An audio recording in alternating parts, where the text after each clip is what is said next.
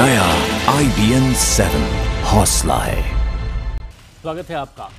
देश भर की 100 बड़ी खबरें तेज रफ्तार में। शुरू करते हैं खास बुलेटिन सारा देश 100 खबरें। तमाम विवादों के बीच दिल्ली में ऐतिहासिक जीत के साथ बनी आम आदमी पार्टी की सरकार को आज 100 दिन हो गए हैं। विधानसभा चुनाव में 70 में से 67 सीटें जीतकर आम आदमी पार्टी ने इतिहास रच दिया था, लेकिन सरकार बनने के बाद से केजरीवाल सरकार तमाम तरह के विवादों में उलझी रही है। कभी साथियों को पार्टी से बाहर करने की वजह से तो कभी टेप कांड से। इसके बाद एलजी से केजरीवाल सरकार की जंग चल रही है। जनता की नजर में कैसा रहा केजरीवाल सरकार का ये 100 दिन का सफर, दिखाएंगे आपको दिन भर IBN 7 पर। केजरी सरकार के 100 दिन पर दिन भर हमारी कवरेज जारी रहेगी। 100 दिन पूरा करने पर केजरीवाल सरकार सोशल मीडिया पर भी सुर्खियों में है, लेकिन तारीफ से ज्यादा आलोचना हो रही है। आलोचक #100 लाइज केजरीवाल से ट्वीट कर रहे हैं और ये हैशटैग भी खूब ट्रेंड कर रहा है। तो वहीं केजरीवाल समर्थकों और केंद्र सरकार के विरोधी #मोदी की मीडिया नाम से भी ट्वीट कर रहे हैं और ये हैशटैग भी ट्रेंड कर रहा है। पाकिस्तान ने रक्षा मंत्री मनोहर पर्रिकर के उस बयान पर पलटवार किया है जिसमें उन्होंने आतंकियों को खत्म करने के लिए आतंकियों का सहारा लेने की बात कही थी। पाकिस्तानी PM के सलाहकार सरताज अजीज ने कहा कि भारतीय रक्षा मंत्री का ये बयान पाकिस्तान में होने वाले आतंकवाद में भारत के शामिल होने की हमारी आशंकाओं को पूरा करता है। बीजेपी ने बिहार चुनाव की तैयारी तेज कर दी है और इसके मद्देनजर बहुत से केंद्रीय मंत्री बिहार का दौरा करेंगे और केंद्र सरकार के कामकाज को बिहार की जनता तक पहुंचाएंगे। पार्टी ने 26 से 31 मई तक कई केंद्रीय मंत्रियों के बिहार दौरे की योजना बनाई है। बीजेपी ने इसे जल कल्याण पर्व का नाम दिया है। मथुरा पुलिस ने प्रधानमंत्री नरेंद्र मोदी की सभा के लिए धमकी भरा मैसेज करने वाले की पहचान कर ली है। पुलिस के मुताबिक आरोपी का नाम रामवीर है, जो मथुरा के नाबली थाना नेझील का रहने वाला है। इस मामले में आरोपी ने सिर्फ यहां पे फर्जी ID के आधार पर चकमा दिया। पुलिस ने इस मामले में मामला दर्ज कर लिया है और आरोपी की गिरफ्तारी के लिए टीम भी रवाना कर दी गई है। मथुरा में 25 मई को PM की रैली होने वाली है और शनिवार को जिले के SSP दफ्तर से पहले चिट्ठी करके और फिर मोबाइल मैसेज के जरिए रैली में PM मोदी की हत्या की बात कही गई। गृहमंत्री राजनाथ सिंह कल शाम 3 दिवसीय दौरे पर अपने संसदीय क्षेत्र लखनऊ पहुंचे। आज राजनाथ सिंह कई कार्यक्रमों में शिरकत करेंगे। बताया जा रहा है कि दोपहर करीब 1 बजे वो राजभवन में राज्यपाल राम नाईक से मुलाकात करेंगे। मोदी सरकार के 1 साल पूरा होने के उपलक्ष्य में बीजेपी देश भर में कई कार्यक्रमों का आयोजन करेगी। केंद्रीय मंत्री अनंत कुमार ने प्रेस कॉन्फ्रेंस में जानकारी देते हुए कहा है कि 26 मई से 31 मई तक पूरे देश में जनसभाएं और पत्रकार वार्ताएं होंगी। केंद्रीय मंत्री अनंत कुमार ने पत्रकारों को बताया है कि साल 1 और शुरुआत अनेक नाम से प्रदर्शनी लगाई जाएगी। इसके अलावा बीमा और पेंशन योजना के बारे में जानकारी देने के लिए भी यहाँ पे मेले लगाए जाएंगे। अनंत कुमार के मुताबिक बीजेपी 25 मई को मथुरा में एक विशाल रैली करेगी और उनके अगले यानी कि 16 मई को विज्ञान भवन में किसान चैनल का लोकार्पण भी 26 मई को किया जाएगा और उसी दिन बीजेपी अध्यक्ष अमित शाह प्रेस कॉन्फ्रेंस भी करेंगे। 27 मई को अमित शाह सूरत में जनसभा को संबोधित करेंगे। फिर 28 मई को अमित शाह पणजी पहुंचेंगे, वहां भी एक कार्यक्रम आयोजित किया जाएगा। बीजेपी ने मोदी सरकार के 1 साल के कार्यकाल के दौरान हुए कामों को जनता के बीच पहुंचाने के लिए कई कार्यक्रमों की तैयारी की है, जिसके तहत देश भर में 200 बड़ी रैली और 5000 छोटी बड़ी जनसभाएं होंगी और 200 प्रेस कॉन्फ्रेंस भी की जाएगी। 30 से 40 वैन की मदद से सूचना और प्रसारण मंत्रालय सभा करेगी। बीजेपी युवा मोर्चा के लोग छात्रों तक सरकार के कामों को लेकर जाएंगे। मोदी सरकार का हर मंत्री 3 रैलियां करेगा। वित्त मंत्री अरुण जेटली ने सरकार की 1 साल की उपलब्धियां बताते हुए कहा है कि इस 1 साल के दौरान प्रधानमंत्री पद की विश्वसनीयता और मर्यादा का बहाल होना सबसे अहम है। वित्त मंत्री ने पिछली UPA सरकार पर हमला बोलते हुए कहा कि उनकी सरकार में ताकत का केंद्र सरकार से बाहर हो गया था, जिसको मोदी सरकार में वापस लाया गया। वित्त मंत्री ने पारदर्शिता, क्रोनी कैपिटलिज्म को खत्म करने और लॉबिंग को खत्म करने संबंधी उपलब्धियों का भी जिक्र किया। जेटली ने कहा है कि NDA सरकार के 1 साल के दौरान राज्यों और केंद्र के बीच संबंधों में बड़ा सुधार आया है। जहां केंद्र की बीजेपी सरकार उपलब्धियां गिना रही है, वहीं कांग्रेस उसे घेरने में लगी हुई है। कांग्रेस ने प्रेस कॉन्फ्रेंस कर सरकार पर हमला बोलते हुए कहा है कि ये सरकार राशन नहीं, भाषण की सरकार है। कांग्रेस नेता अभिषेक मनु सिंघवी ने मोदी सरकार को जुमलों की सरकार करार दिया है। कांग्रेस ने आरोप लगाया है कि सरकार ने राष्ट्रीय सुरक्षा के साथ भारी खिलवाड़ किया है, सीमा पर लगातार हमले बढ़े हैं। केंद्रीय सूचना आयुक्त और केंद्रीय विजिलेंस कमिश्नर की नियुक्ति को लेकर प्रधानमंत्री नरेंद्र मोदी के घर पर अहम बैठक हुई। बैठक की अध्यक्षता खुद प्रधानमंत्री ने की। बैठक में लोकसभा में कांग्रेस के नेता मल्लिकार्जुन खड़गे भी शामिल थे। बैठक में गृह मंत्री राजनाथ सिंह, वित्त मंत्री अरुण जेटली और पीएमओ में राज्य मंत्री जितेंद्र सिंह मौजूद रहे। बैठक में फिलहाल इन दोनों पदों पर नियुक्ति को लेकर कोई फैसला नहीं हुआ है और इसे लेकर जल्द ही फिर से बैठक हो सकती है। आरक्षण की मांग को लेकर रेल पटरी पर बैठे गुर्जरों और सरकार के बीच बातचीत विफल हो गई है। बातचीत नाकाम होने के बाद नौकरी में 5% आरक्षण की मांग को लेकर गुर्जरों ने आंदोलन जारी रखने का ऐलान किया। सरकार के साथ बातचीत विफल होने के बाद ही नाराज गुर्जरों ने भरतपुर में पटरियां उखाड़ दी और कोटपुतली इलाके में दूध की सप्लाई भी बंद करने का ऐलान किया है। राजस्थान सरकार के मंत्री हेम सिंह बढ़ाना ने कहा है कि सरकार ने गुर्जरों को अगले दौर की बातचीत के लिए सोमवार को जयपुर सचिवालय में बुलाया है। दिल्ली महिला आयोग के अध्यक्ष बरखा सिंह की शिकायत पर अज्ञात लोगों के खिलाफ दिल्ली के 2 थानों में मुकदमे दर्ज किए गए। एक केस सफदरजंग में तो एक केस आईपी एस्टेट थाने में दर्ज किया गया है। एक मामले में आप नेता कुमार विश्वास को गवाह बनाया गया है, जबकि दूसरे मामले में आम आदमी पार्टी के कार्यकर्ताओं के खिलाफ शिकायत की गई है। बरखा सिंह ने छवि खराब करने का आरोप लगाया है। पहला मामला आईटी एक्ट 68A के तहत मामला दर्ज किया गया, जबकि दूसरा मामला आईपीसी की 509, 506 के तहत मामला दर्ज किया गया है। पाकिस्तानी पीएम के सलाहकार सरताज अजीज ने कहा कि भारतीय रक्षा मंत्री का ये बयान पाकिस्तान में होने वाले आतंकवाद में भारत के शामिल होने की हमारी आशंकाओं को पूरा करता है। बीजेपी ने बिहार चुनाव की तैयारी तेज कर दी है और इसके मद्देनजर बहुत से केंद्रीय मंत्री बिहार का दौरा करेंगे और केंद्र सरकार के कामकाज को बिहार की जनता तक पहुंचाएंगे। पार्टी ने 26 से 31 मई तक कई केंद्रीय मंत्रियों के बिहार दौरे की योजना बनाई है। बीजेपी ने इस जल कल्याण पर्व का नाम दिया है। मथुरा पुलिस ने प्रधानमंत्री नरेंद्र मोदी की सभा के लिए धमकी भरा मैसेज करने वाले की पहचान कर ली है। पुलिस के मुताबिक आरोपी का नाम रामवीर है, जो मथुरा के नावली थाना नेझील का रहने वाला है। इस मामले में आरोपी ने सिर्फ यहां पे फर्जी आईडी के आधार पर चकमा दिया। पुलिस ने इस मामले में मामला दर्ज कर लिया है और आरोपी की गिरफ्तारी के लिए टीम भी रवाना कर दी गई है। मथुरा में 25 मई को पीएम की रैली होने वाली है और शनिवार को जिले के एसएसपी दफ्तर से पहले चिट्ठी करके और फिर मोबाइल मैसेज के जरिए रैली में पीएम मोदी की हत्या की बात कही गई। गृहमंत्री राजनाथ सिंह कल शाम 3 दिवसीय दौरे पर अपने संसदीय क्षेत्र लखनऊ पहुंचे। आज राजनाथ सिंह कई कार्यक्रमों में शिरकत करेंगे। बताया जा रहा है कि दोपहर करीब 1 बजे वो राजभवन में राज्यपाल राम नाईक से मुलाकात करेंगे। मोदी सरकार के 1 साल पूरा होने के उपलक्ष्य में बीजेपी देश भर में कई कार्यक्रमों का आयोजन करेगी। केंद्रीय मंत्री अनंत कुमार ने प्रेस कॉन्फ्रेंस में जानकारी देते हुए कहा है कि 26 मई से 31 मई तक पूरे देश में जनसभाएं और पत्रकार वार्ताएं होंगी।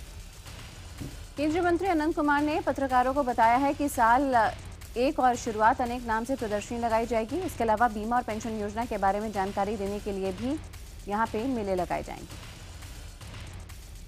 अनंत कुमार के मुताबिक बीजेपी 25 मई को मथुरा में एक विशाल रैली करेगी और उनके अगले यानी कि 16 मई को विज्ञान भवन में किसान चैनल का लोकार्पण भी 26 मई को किया जाएगा और उसी दिन बीजेपी अध्यक्ष अमित शाह प्रेस कॉन्फ्रेंस भी करेंगे। 27 मई को अमित शाह सूरत में जनसभा को संबोधित करेंगे। फिर 28 मई को अमित शाह पणजी पहुंचेंगे, वहां भी एक कार्यक्रम आयोजित किया जाएगा। बीजेपी ने मोदी सरकार के 1 साल के कार्यकाल के दौरान हुए कामों को जनता के बीच पहुंचाने के लिए कई कार्यक्रमों की तैयारी की है, जिसके तहत देश भर में 200 बड़ी रैली और 5000 छोटी बड़ी जनसभाएं होंगी और 200 प्रेस कॉन्फ्रेंस भी की जाएगी। 30 से 40 वैन की मदद से सूचना और प्रसारण मंत्रालय सभा करेगी। बीजेपी युवा मोर्चा के लोग छात्रों तक सरकार के कामों को लेकर जाएंगे। मोदी सरकार का हर मंत्री 3 रैलियां करेगा। वित्त मंत्री अरुण जेटली ने सरकार की 1 साल की उपलब्धियां बताते हुए कहा है कि इस 1 साल के दौरान प्रधानमंत्री पद की विश्वसनीयता और मर्यादा का बहाल होना सबसे अहम है। वित्त मंत्री ने पिछली यूपीए सरकार पर हमला बोलते हुए कहा कि उनकी सरकार में ताकत का केंद्र सरकार से बाहर हो गया था, जिसको मोदी सरकार में वापस लाया गया। वित्त मंत्री ने पारदर्शिता, क्रोनी कैपिटलिज्म को खत्म करने और लॉबिंग को खत्म करने संबंधी उपलब्धियों का भी जिक्र किया। जेटली ने कहा है कि एनडीए सरकार के 1 साल के दौरान राज्यों और केंद्र के बीच संबंधों में बड़ा सुधार आया है। जहां केंद्र की बीजेपी सरकार उपलब्धियां गिना रही है, वहीं कांग्रेस उसे घेरने में लगी हुई है। कांग्रेस ने प्रेस कॉन्फ्रेंस कर सरकार पर हमला बोलते हुए कहा है कि ये सरकार राशन नहीं, भाषण की सरकार है।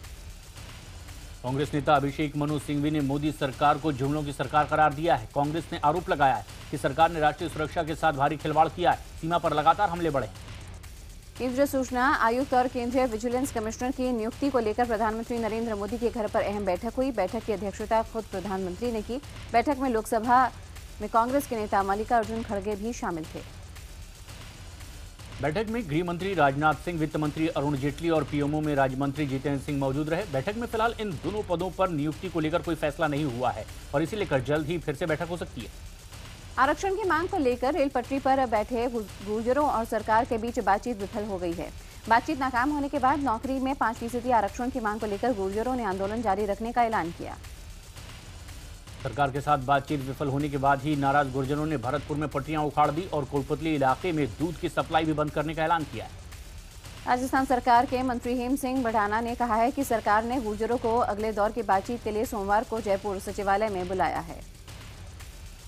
दिल्ली महिला आयोग के अध्यक्ष बरखा सिंह की शिकायत पर अज्ञात लोगों के खिलाफ दिल्ली के 2 थानों में मुकदमे दर्ज किए गए। एक केस सफदरजंग में तो एक केस आईपीएस थाने में दर्ज किया गया है। एक मामले में आप नेता कुमार विश्वास को गवाह बनाया गया है, जबकि दूसरे मामले में आम आदमी पार्टी के कार्यकर्ताओं के खिलाफ शिकायत की गई है। बरखा सिंह ने छवि खराब करने का आरोप लगाया है। पहला मामला आईटी एक्ट 68A के तहत मामला दर्ज किया गया, जबकि दूसरा मामला आईपीसी की 509, 506 के तहत मामला दर्ज किया गया है। एआईएडीएम के प्रमुख जे जयललिता ने शनिवार को 5वीं बार तमिलनाडु के मुख्यमंत्री पद की शपथ ली। 8 महीने बाद जयललिता फिर से सीएम पद पर काबिज हुई। मद्रास विश्वविद्यालय के शताब्दी समारोह में सुबह 11 बजे शपथ ग्रहण समारोह आयोजित किया गया, जिसमें जयललिता के साथ उनके 29 मंत्रियों ने शपथ ली है। उन्होंने लोक संबंधी, आईएएस, आईपीएस और आईएफएस, गृह, सामान्य प्रशासन और जिला राजस्व जैसे प्रमुख विभाग अपने पास ही रखे हैं। पनीर सेल्वम के पास वित्त और लोक निर्माण मंत्रालय का प्रभार होगा। जयललिता के शपथ ग्रहण समारोह में शामिल होने के लिए सुपरस्टार रजनीकांत समेत कई हस्तियां मौजूद थीं। जयललिता के शपथ ग्रहण समारोह में राष्ट्रीय गान को बीच में ही रोक दिया गया और इसे राष्ट्रगान का अपमान बताया जा रहा है और इसके लिए काफी आलोचना भी हो रही है। कल राष्ट्रगान को छोटा कर जयललिता का शपथ ग्रहण समारोह शुरू किया गया था। बताया जा रहा है कि जयललिता शुभ मुहूर्त पर शपथ लेना चाहती थी और राष्ट्रगान की वजह से मुहूर्त में देरी हो रही थी। कांग्रेस उपाध्यक्ष राहुल गांधी ने पूर्व सैनिकों से 1 रैंक 1 पेंशन मुद्दे पर बातचीत करने के लिए मुलाकात की है। राहुल ने कांग्रेस मुख्यालय में पूर्व सैनिकों और युद्ध में शहीद सैनिकों की विधवाओं से मुलाकात की। राहुल ने आरोप लगाया है कि पीएम मोदी अपने वादे से मुकर गए हैं, जबकि उन्होंने रिटायर्ड सैनिकों के लिए योजना को लागू करने का वादा किया था, जबकि कांग्रेस सरकार ने इसके लिए पैसे भी दिए थे। उत्तर प्रदेश की अखिलेश सरकार पर विधान परिषद के लिए भेजे गए 9 नामों को लेकर अब सवाल उठने लगे हैं। इन नामों में समाजवादी पार्टी के प्रदेश सचिव राजपाल कश्यप, महिला कल्याण विभाग के चेयरपर्सन लीलावती कुशवाहा, लालू प्रसाद यादव के समधी और मुलायम के करीबी जितेंद्र यादव का नाम शामिल है। यूपी के राज्यपाल राम नाईक ने इन नामों को विधिक राय के लिए भेज दिया है और उधर एक आरटीआई एक्टिविस्ट ने इन नामों पर आपत्ति जताते हुए राज्यपाल से कार्रवाई की मांग की है। कर्नाटक के वरिष्ठ आईपीएस अफसर को सस्पेंड कर दिया गया है। बेंगलुरु के अतिरिक्त पुलिस आयुक्त के पद पर तैनात आईपीएस आलोक कुमार पर फर्जी लॉटरी का रैकेट चलाने वाले शख्स पर रंजन की मदद करने का आरोप है। अब ताजमहल का दीदार महंगा होने वाला है। पर्यटन मंत्रालय ताज का टिकट दर बढ़ाने को मंजूरी दे चुकी है। साथ ही साथ इसका किराया भी बढ़ा दिया जाएगा। साथ ही अब एक टिकट पर आप सिर्फ 2 घंटे तक ही ताज परिसर में रह सकते हैं। भारतीय पर्यटकों के लिए 2.5 गुने की यहाँ पे वृद्धि की गई है। इसके हिसाब से मौजूदा टिकट 20 रुपए से बढ़कर 50 रुपए तक हो सकता है। विदेशी पर्यटकों के लिए टिकट 750 से बढ़ाकर 1000 रुपए करने का प्रस्ताव है और सार्क देशों के नागरिकों के लिए टिकट 510 रुपए से बढ़ाकर 750 रुपए करने का है। तेलंगाना और आंध्र प्रदेश के कई हिस्सों में जबरदस्त लू के चलते अब तक के 290 से ज्यादा लोगों की मौत हो चुकी है। खम्मम में पारा 47 डिग्री के पार चला गया है। नालगोंडा, निजामाबाद और करीमनगर जिले में भयंकर गर्मी से लोग परेशान हैं। मौसम विभाग के मुताबिक दिल्ली में शनिवार का अधिकतम तापमान 44 डिग्री सेल्सियस रहा, तो यहीं पर न्यूनतम तापमान 39.3 डिग्री सेल्सियस दर्ज किया गया, जो इस मौसम में औसत तापमान से 3 डिग्री अधिक है। हिसार का तापमान 45 डिग्री पर पहुंच गया। कानपुर में भी पारा 45 के पार चला गया और मौसम विभाग के मुताबिक अभी गर्मी और बढ़ेगी। बिहार की राजधानी पटना समेत कई इलाकों में गर्मी से लोगों का बुरा हाल है। बुलंदशहर में एक महिला पर आरोप लगा है कि उसने अपने पिता, भाई और गांव के प्रधान के साथ मिलकर अपने पति को जान से मारने की कोशिश की। फिलहाल पीड़ित पति अस्पताल में भर्ती है, उसकी हालत गंभीर है। आरोप है कि रामभूल की पत्नी अर्चना का गांव के प्रधान के साथ संबंध था और अर्चना ने पति से अपने पिता को 1.5 लाख रुपए दिलवाए थे। जब रामभूल पैसे वापस मांगने लगा तो इन्होंने कत्ल की साजिश रच डाली। आरोप है कि यहाँ पे अर्चना ने अपने पिता और भाई के साथ मिलकर रामभूल के पेट में चाकुओं से कई वार किए। इतना ही नहीं, घर कब्जाने की नीयत से अपनी बच्चों और सास ससुर को घर से निकाल दिया है। अब पुलिस मामले की जांच में जुटी है। काशीपुर के ठेला बस्ती में रहने वाली शबीना ने अपनी ही मां और भाइयों पर अपनी बहन के कत्ल का आरोप लगाया है। शबीना के मुताबिक मां और भाइयों ने साहिबा को मारकर घर के आंगन में ही गाड़ दिया। शबीना का आरोप है कि उसकी मां उसे बाहर भेज दिया और कत्ल को अंजाम दिया। जब वो लौटी तो मां ने कहा कि साहिबा पैसे लेकर भाग गई है। फिलहाल आरोपी महिला और उसके लड़के फरार हैं। उत्तर प्रदेश के शाहजहांपुर में रेलवे ट्रैक के पास में एक फौजी का शव मिला है। फौजी प्रेमनाथ पांडे कश्मीर में तैनात थे और 16 मई को कश्मीर से यूपी के देवरिया के लिए निकले थे। लापता फौजी का शव रेलवे ट्रैक के पास बरामद किया गया है। फौजी प्रेमनाथ पांडे के शरीर पर चोट के निशान हैं। पुलिस ने शक के आधार पर 2 लोगों को हिरासत में लिया है।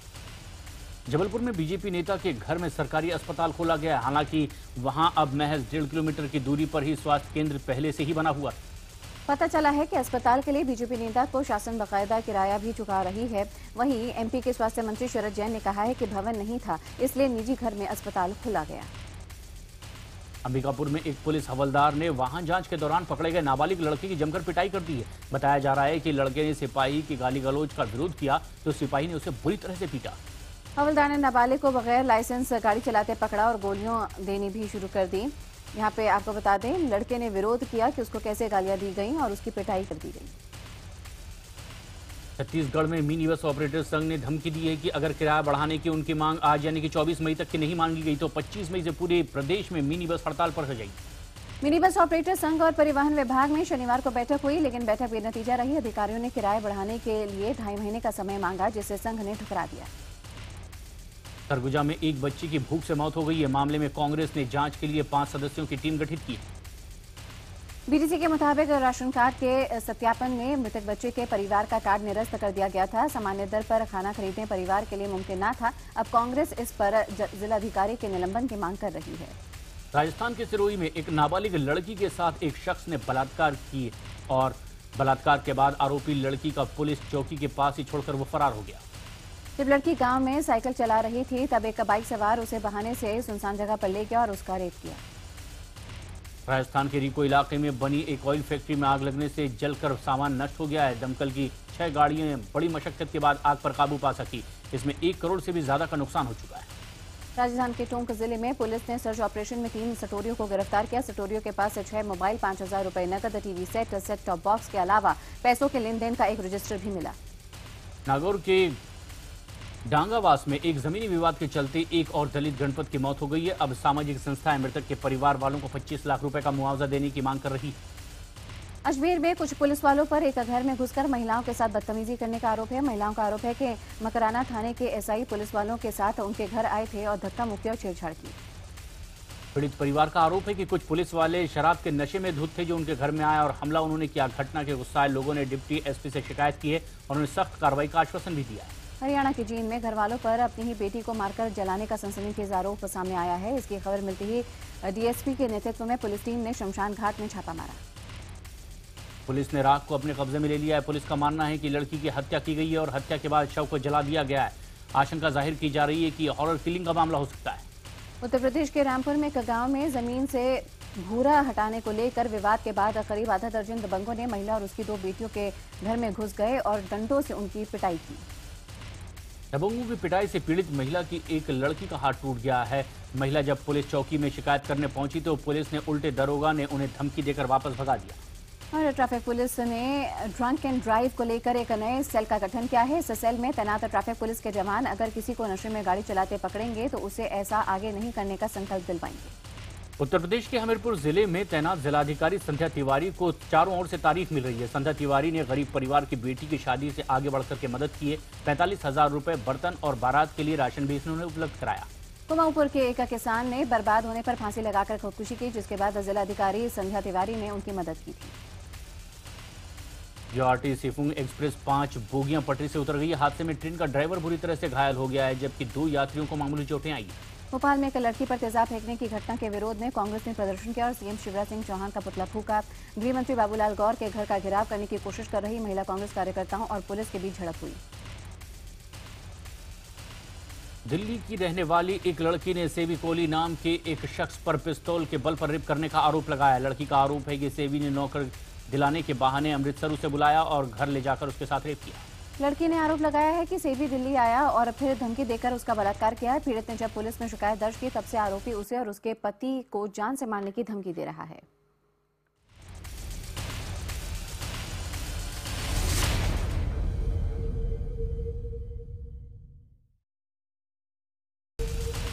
आईपीएल सीजन 8 में 59 मैच और 46 दिन के बाद आज बारी है फाइनल की। कोलकाता के ईडन गार्डन्स में आज रात 8 बजे मुंबई इंडियंस और चेन्नई सुपर किंग्स के बीच फाइनल है।